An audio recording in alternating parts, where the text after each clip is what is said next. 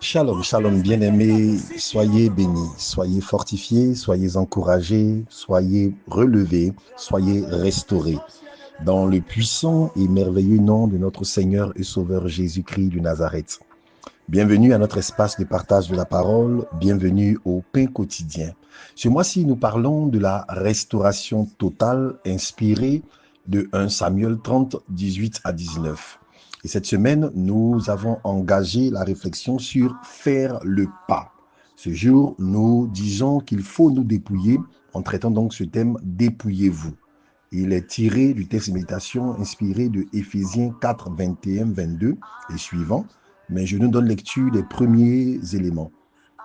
Éphésiens 4, 21 dit ceci: « Si du moins vous l'avez entendu et si, conformément à la vérité qui est en Jésus, c'est en lui que vous avez été instruits à vous dépouiller, eu égard à votre vie passée du vieil homme qui se corrompt par les convoitises trompeuses. » Et il poursuivra par la suite pour indiquer ce qu'il faut revêtir après s'être dépouillé.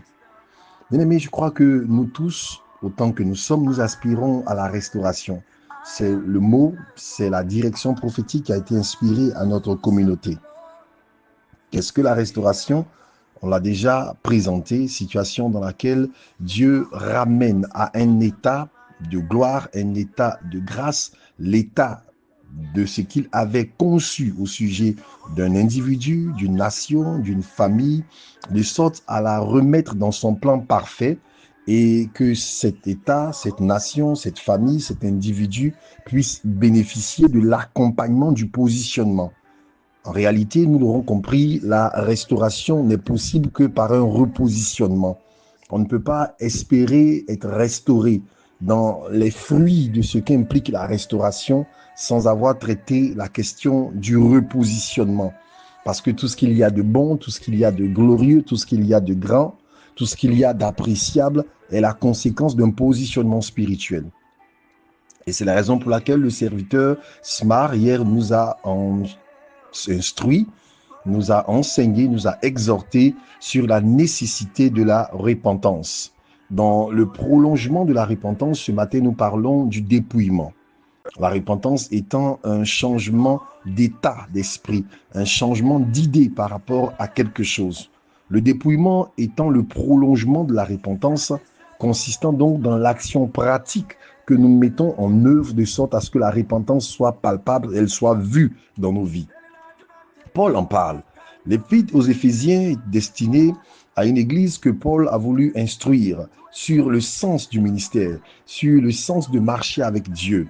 Et vous allez voir que à la suite d'Éphésiens 4, lorsqu'on arrive dans Éphésiens 5, il y a des conseils pratiques qui sont donnés sur la relation entre mari et femme, entre parents et enfants, sur le fait d'être rempli de l'esprit, beaucoup de choses.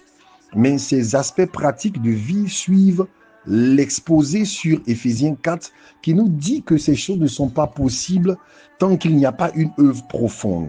Qu'est-ce que le dépouillement? Littéralement, dépouiller, c'est donc enlever, c'est ôter, c'est enlever un revêtement. On dépouille.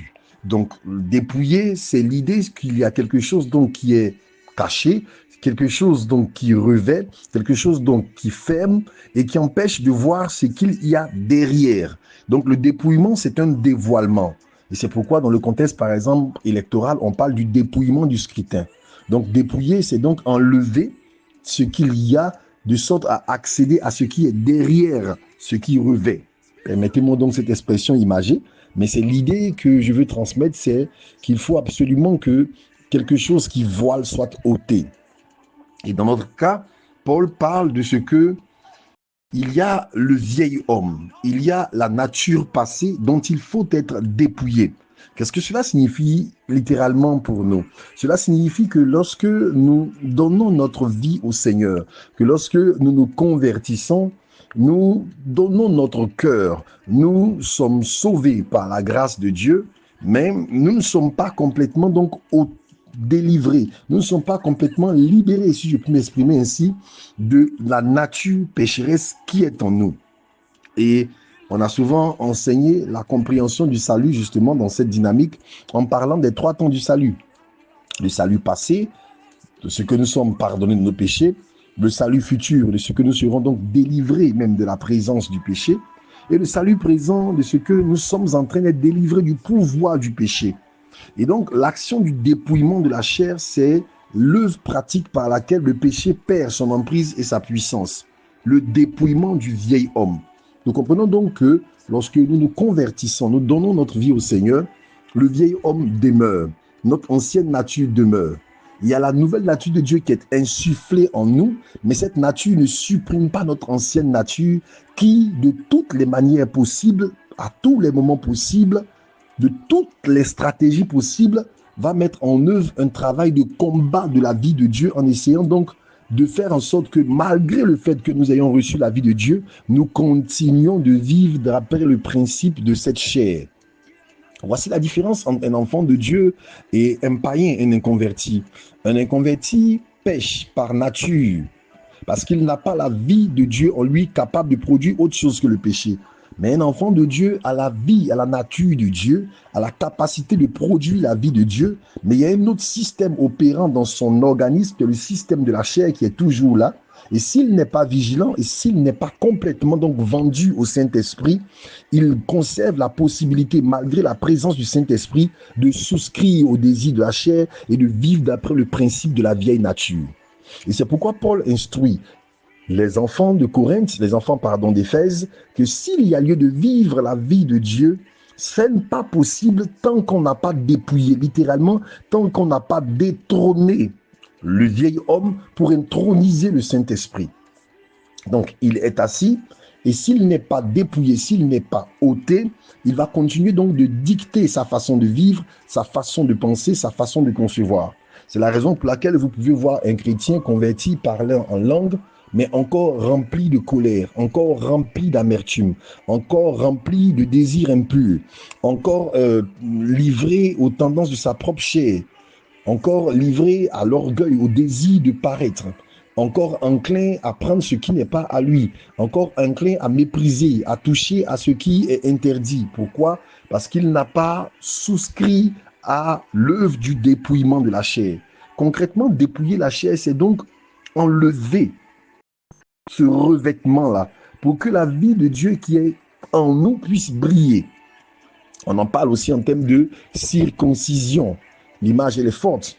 Et Paul le rappelle, la circoncision a été donnée à Abraham comme un signe, mais l'acte même de la circoncision parle de ce dépouillement du corps de la chair, acte par lequel donc on coupe une partie de la peau, n'est-ce pas, de l'appareil génital masculin, pour révéler, n'est-ce pas, ce qui est en dessus. Il y a cette peau-là donc qui recouvre et qu'il faut donc ôter. Bien évidemment, c'est un acte douloureux.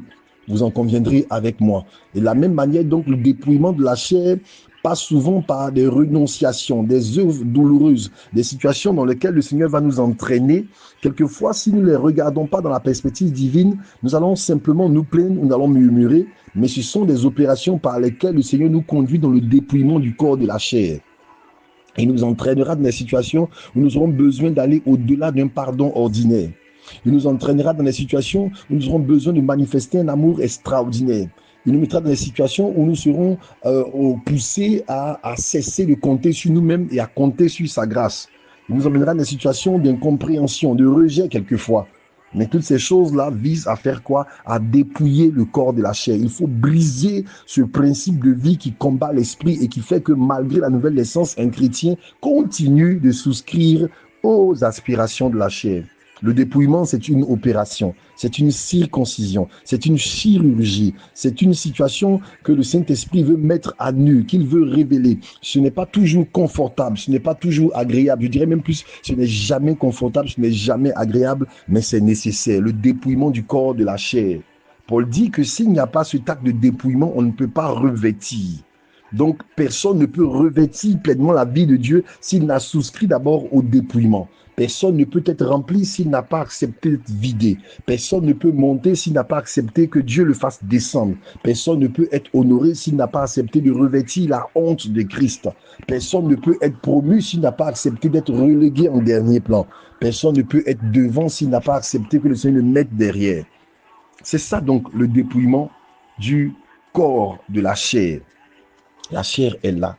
Elle désire toujours donc se manifester. Elle désire toujours donc que nous souscrivions à ses désirs.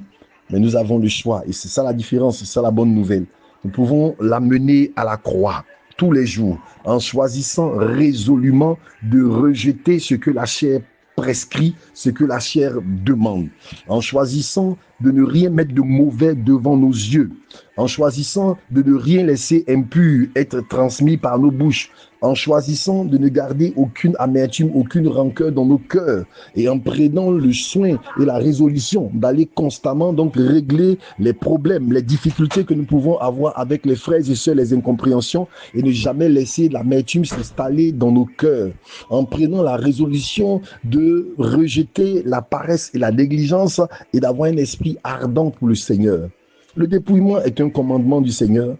Le dépouillement est ce que le Seigneur met en œuvre pour nous aider, mais il sera plus ou moins rapide, il sera plus ou moins efficace lorsque celui qui doit être dépouillé acceptera de souscrire à ce travail du Saint-Esprit. Si nous voulons être restaurés, il faut accepter d'être dépouillé. Je prie que la grâce de Dieu nous fortifie, qu'elle nous aide. Shalom chez nous.